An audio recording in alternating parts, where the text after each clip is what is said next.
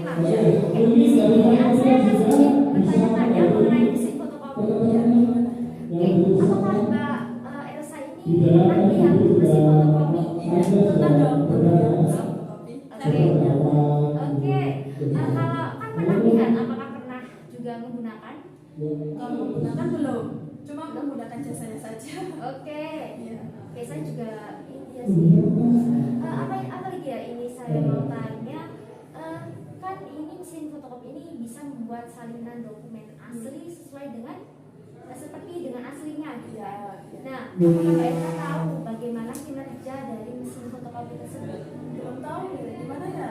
Belum tahu ya? Belum. Oke, supaya Mbak Elsa bisa tahu lebih tahu gitu mengenai kinerja mesin fotokopi, mari kita saksikan video berikut ini. Oke. Guys, pada gak asing kan sama mesin yang dirancang untuk membuat salinan dokumen hitam putih menjadi beberapa rangkap?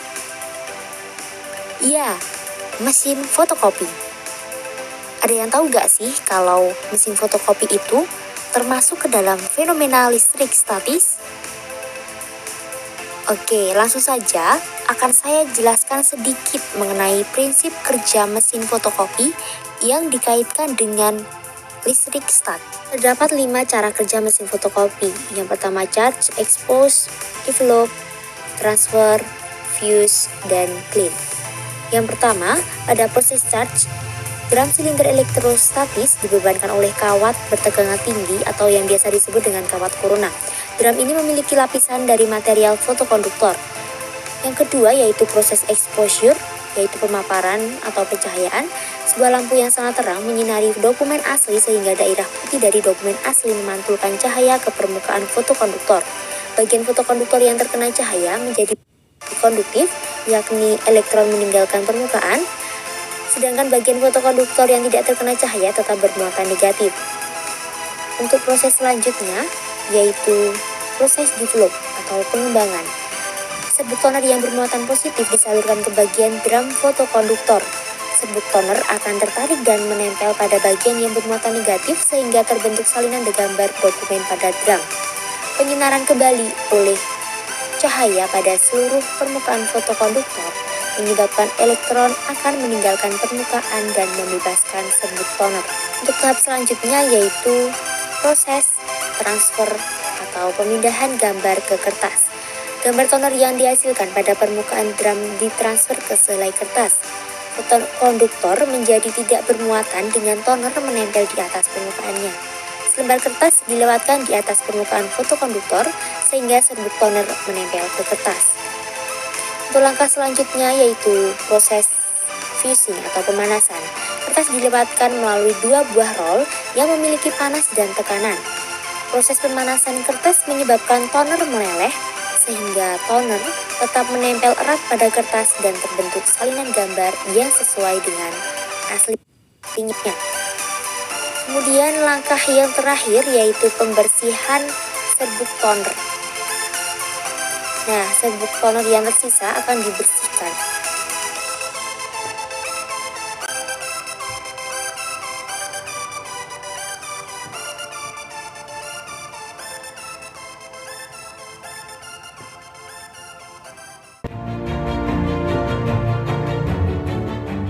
Halo Mbak Elsa. Halo. Oke, apa Mbak Elsa ini kalau hujan gitu pernah nggak sih Kak melihat sebuah fenomena yang itu berupa kilatan gitu? Nah itu biasanya sering disebut dengan petir. Pernah. Pernah? Ya. Oke, karena pernah melihat, nah itu melihatnya itu di mana? Lihatnya di langit. Di langit. Oke, di langit. Nah, kalau petir itu kan tentunya ada mekanisme terjadinya petir. Nah, apakah Mbak Elsa ini tahu bagaimana mekanisme dari proses terjadinya petir itu? Belum tahu. Belum tahu. Halo Mbak. Halo dia.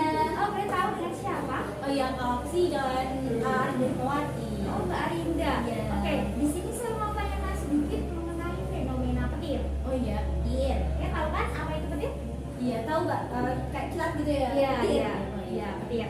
Terus ini Mbak Arinda ini pernah nggak sih lihat suatu fenomena yang namanya petir? Pernah sih Mbak, pernah lihat petir kayak gitu. Nah, kan pernah ya itu. hujan-hujan kayak gitu tuh kadang lihat. Terus sama ini pernah juga di rumah kan hujan-hujan kayak gitu juga sama lihat juga petir kayak gitu. Terus mengerikan ya mbak?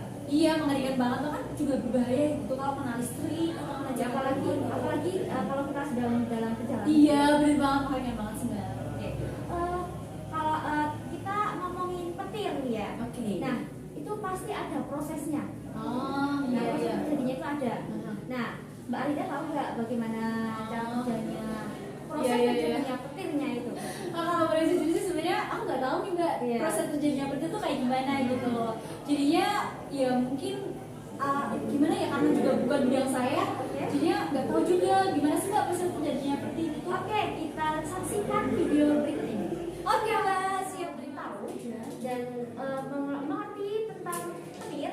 Mari kita saksikan video berikut ini. Oke.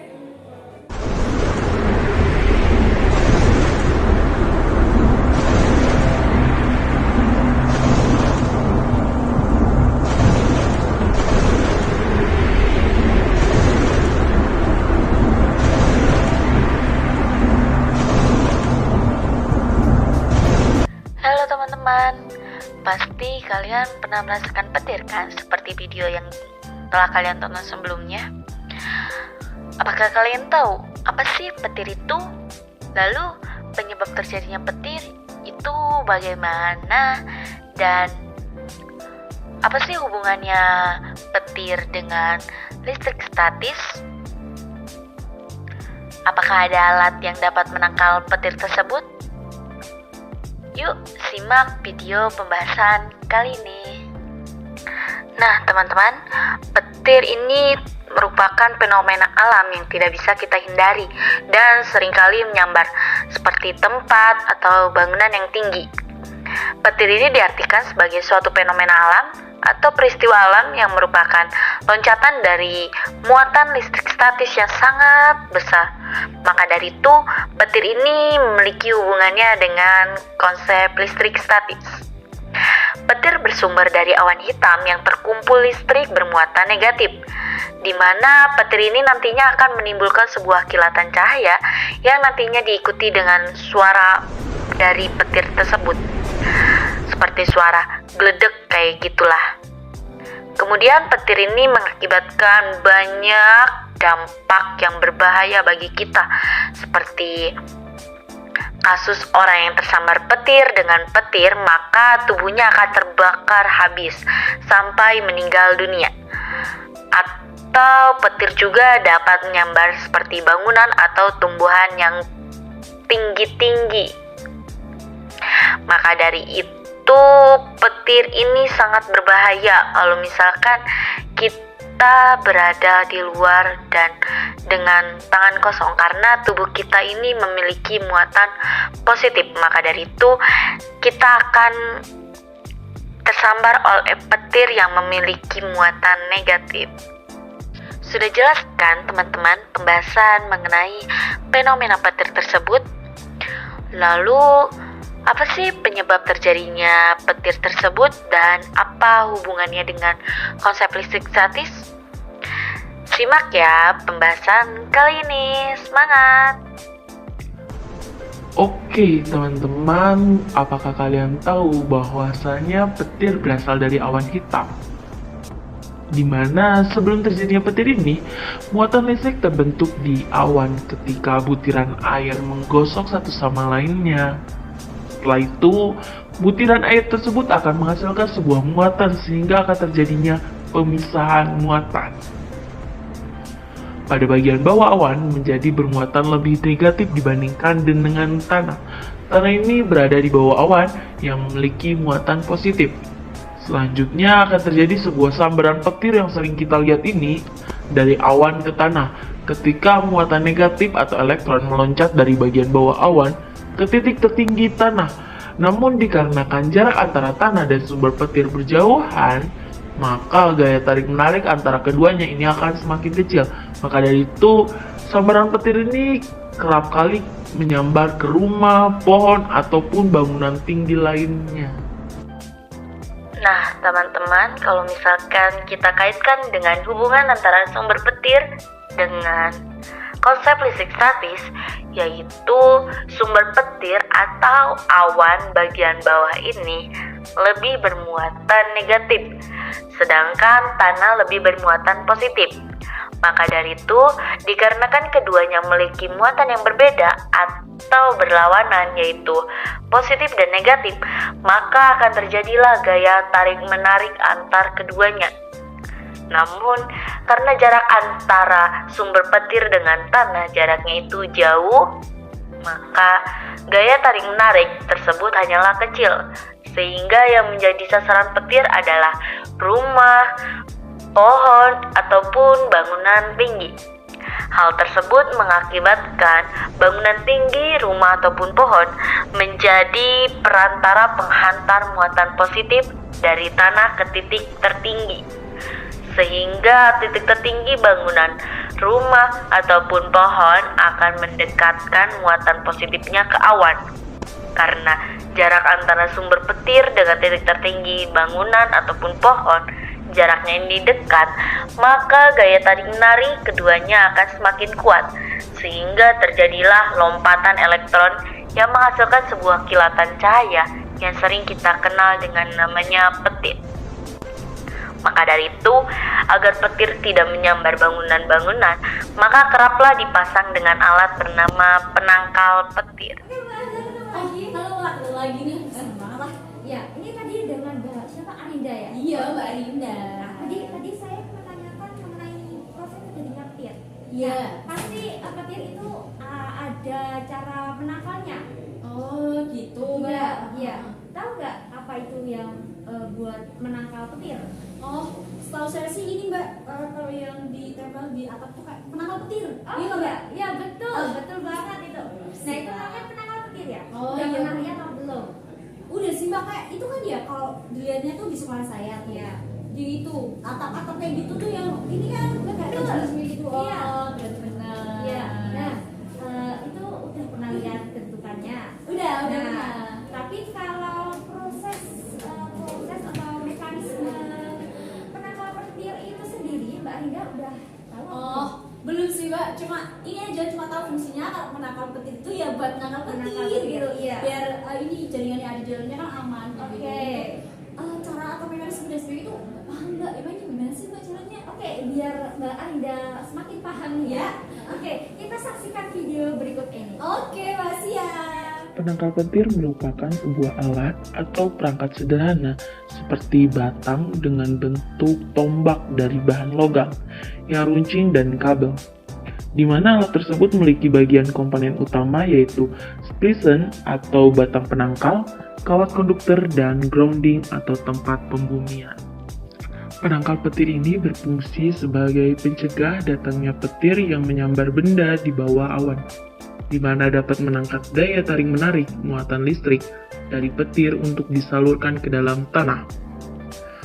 Sehingga alat ini sebagai media penghantar listrik dari sambaran kilat yang diteruskan ke media lain seperti tanah, kemudian dapat meredam efek sambaran petir yang sangat membahayakan.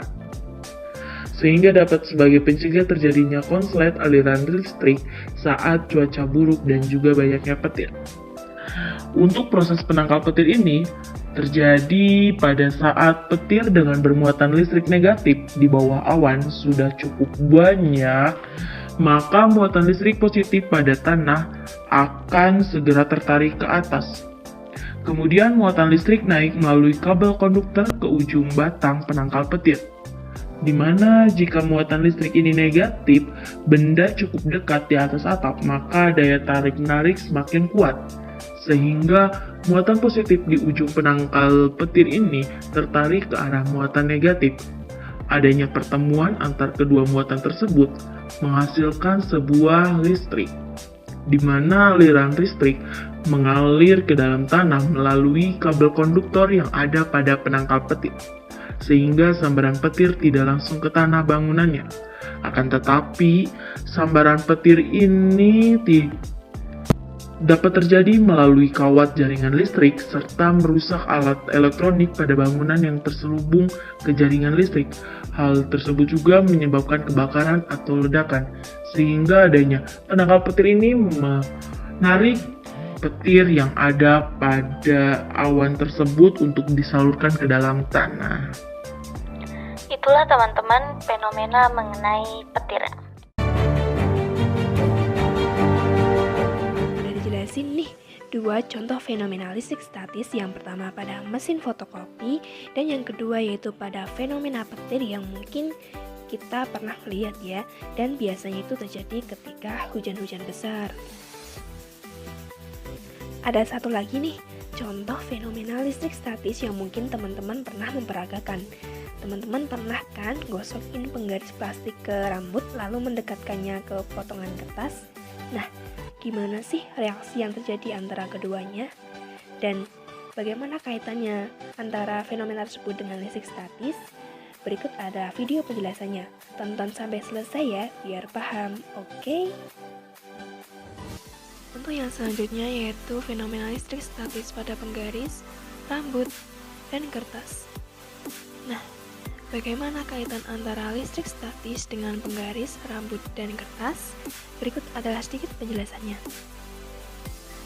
Ketika penggaris hanya ditempelkan pada kertas, maka tidak akan terjadi reaksi apapun.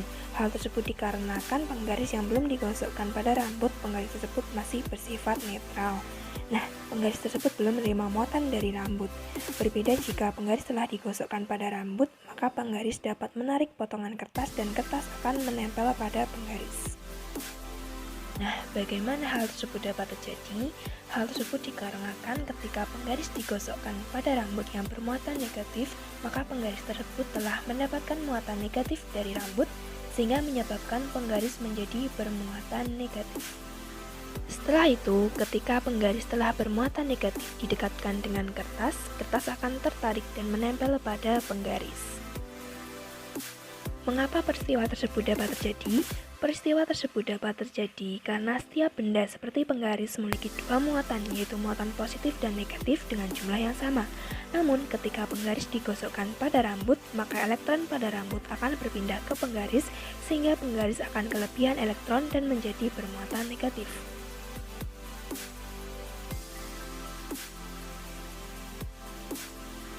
Namun, ketika kedua benda yaitu kertas dan penggaris bermuatan sama, maka kertas akan melepaskan diri dari penggaris. Kemudian akan terjadi suatu proses atau suatu fenomena tolak-menolak antara kertas dan penggaris.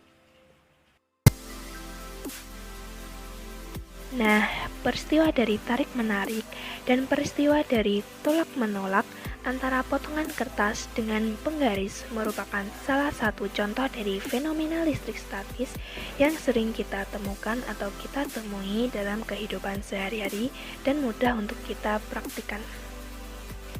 Jadi, bagaimana sistematika dari fenomena tersebut? Berikut disimulasikan secara langsung fenomena yang terjadi. Muatan negatif yang ada pada rambut berpindah ke penggaris setelah digesekkan. Kegiatan menggosokkan tersebut terjadi pada muatan rambut yang bermuatan negatif dan menyalurkannya pada penggaris, sehingga penggaris mendapatkan muatan negatif yang ada pada rambut dan menjadikan muatan penggaris menjadi negatif. Kemudian, penggaris yang telah bermuatan negatif tersebut didekatkan pada kertas yang menyebabkan kertas tarik-menarik dengan penggaris. Gaya tarik-menarik terjadi ketika dua benda memiliki muatan yang berbeda, yaitu positif dan juga negatif. Dengan demikian, dapat disimpulkan bahwa listrik statis terjadi apabila terdapat perbedaan muatan yang dimiliki benda akibat suatu peristiwa seperti menggosok. Menggosok merupakan cara paling mudah membuat benda yang awalnya netral menjadi bermuatan.